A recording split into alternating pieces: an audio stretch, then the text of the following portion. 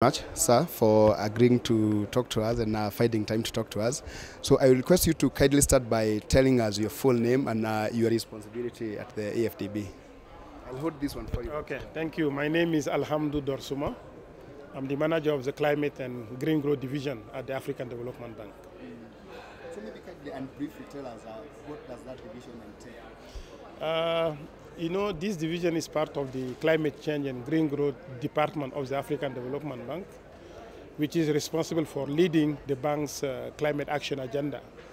And the division that I'm managing is responsible for three key areas. One is to mainstream climate change and green growth across all our operations in Africa, including when we design new strategies with our member countries, when we develop new projects in a wide range of sectors, including agriculture, water, transport, etc.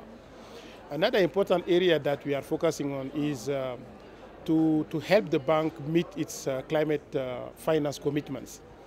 As you may know, the bank has committed to allocating 40% of its annual investments as climate finance, and also to allocate 25 billion as climate finance by 2025.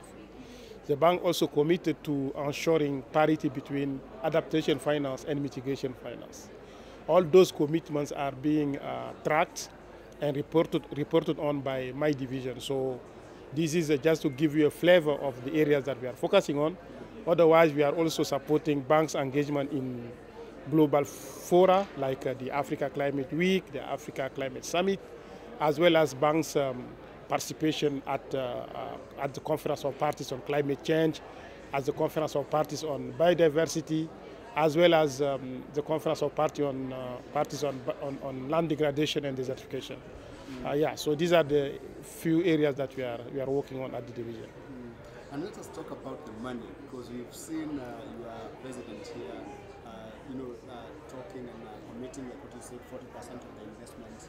So basically, how are you raising your money?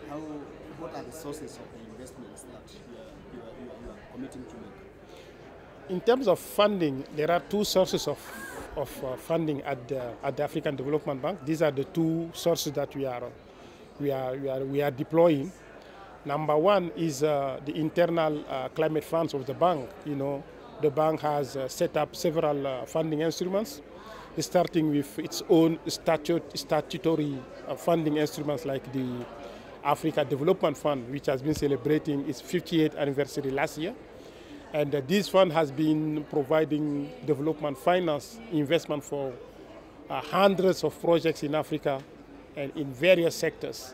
And also the other source of finance is the private sector finance of the bank. The bank is also supporting, in addition to sovereign operations, we are also supporting non-sovereign operations. And these private sector operations are supported by another window. We call it ADB. And this window is the sort of private sector element or component of the bank's financing. These are the internal sources. The external sources that we are targeting are many, actually. We are mobilizing climate finance from global climate funding instruments like the Global Environment Facility, the Green Climate Fund, the Climate Investment Funds, and the many others. We also mobilize funding from bilateral sources like our bilateral partners, including our shareholders that are donors to many of our trust funds. Let me give you some examples. Recently, we created a new fund called Canada AFDB Climate Fund. And this fund is based on funding provided by Canada. We do, for instance, have another funding instrument called Africa Climate Change Fund. This was initially a trust fund that has been translated into a multi-donor trust fund with support from Canada, from Quebec, from Italy, from Germany, etc. So we do have such bilateral trust funds that we use to mobilize resources from bilateral partners. In addition to that, we are also developing innovative instruments currently to mobilize non-traditional sources of finance. We have, for instance, developed last year what we call the Africa Green Financing Facility to mobilize domestic resources in Africa to support, the development of green projects by commercial banks, by local banks, especially to leverage local currency. Also, another innovative tool that we are working on is the adaptation benefit mechanism, which is aiming to put a price on adaptation benefit in order to attract private sector into adaptation. As you know, private sector is more interested in mitigation, and we want to get them also on board on adaptation projects.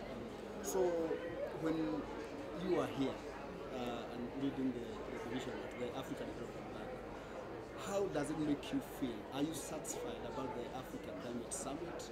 Do you think and do you feel that Africa has a strong way of going out to the world and telling them this is what we need to partner on?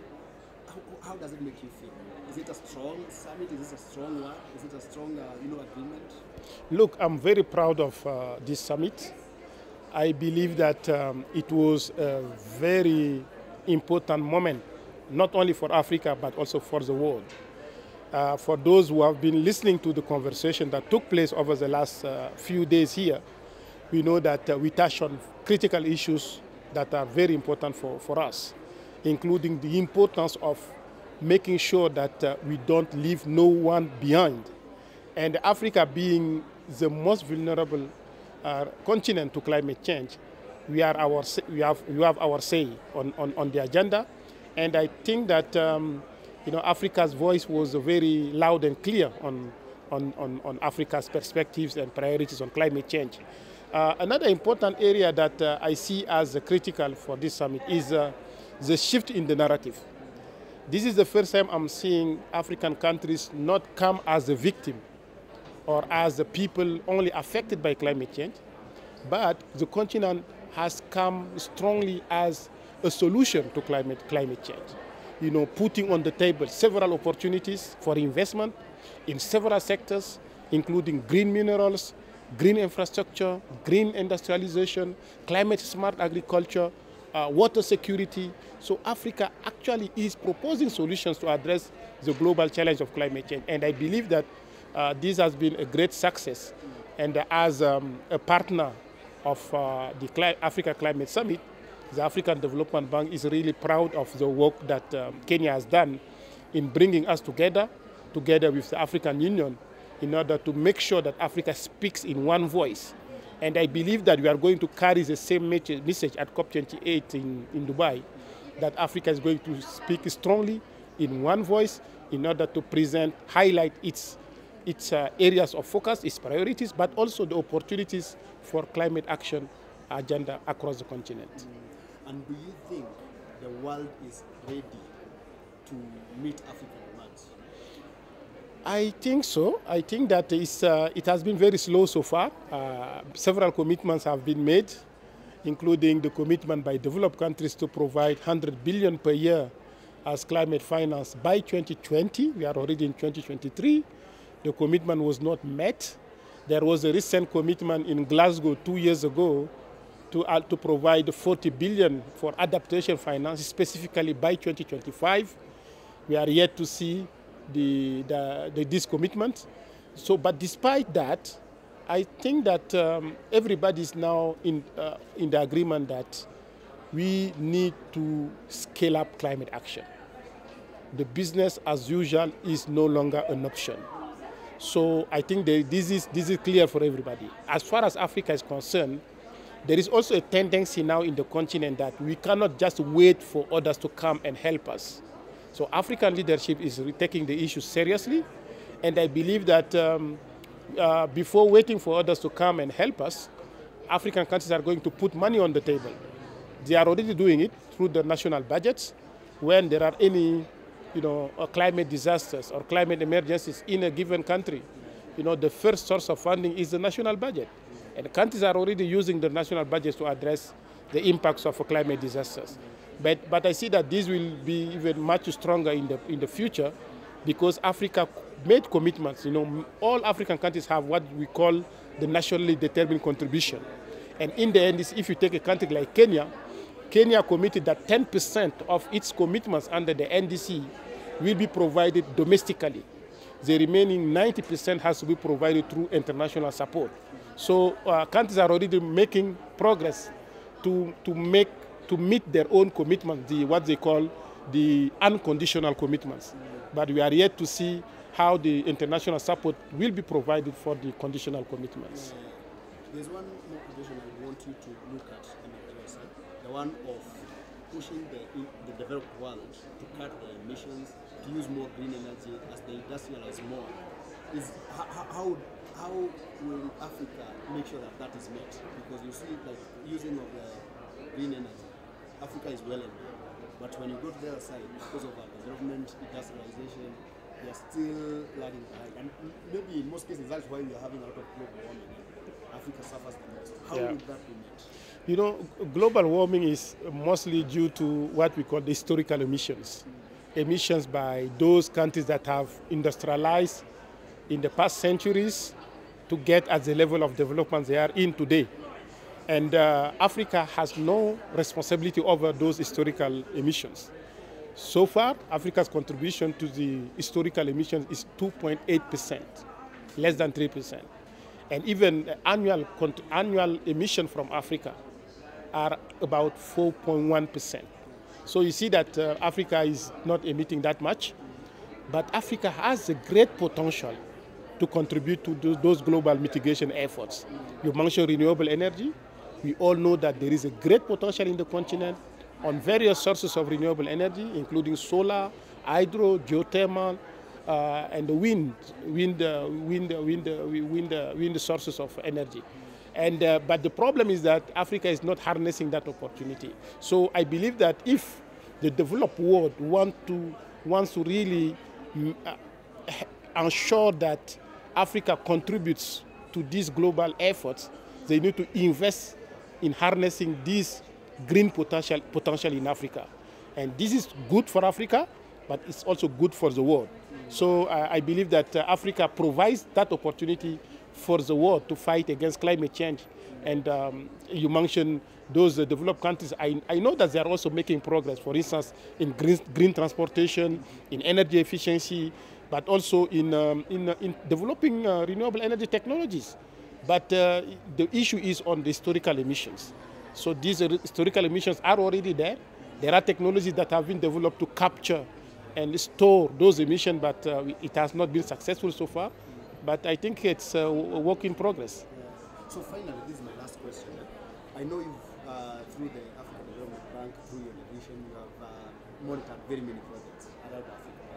Just give us an example of one successful project that you are proud of, and you can say that we can all copy from that so that we can become better. Look, there are many projects. Let me maybe pick one, since we have been talking about green energy, renewable energy. Sure. The Ouarzazate solar plant in Morocco is a good example of deploying large-scale solar energy in Africa. This is a very big project supported by AFDB, by also other funders. So for me, it's a good example of supporting climate action, and especially for mitigation. Maybe I can give one more example to the other aspect on adaptation. The African Development Bank is currently championing what we call the African Adaptation Acceleration Program, AAP, which is already working to provide 25 billion to scale up adaptation actions across Africa. This for me also is a good example of deploying adaptation at scale across the continent. It has started 2 years ago, but we are already seeing impacts. One pillar of this program is supporting youth action on adaptation. Young people have been given resources to develop their innovation, their solutions to support adaptation. And we see that those solutions are already generating revenues, are also having impacts on the communities, are also creating jobs. So in a few years, we will see more impacts on this important program. Thank you so much, Asante Sana. You are welcome, Asante Sana. Thank you. Thank you so very much for your time and for allowing us to speak to you, and for giving us a really very good, insight.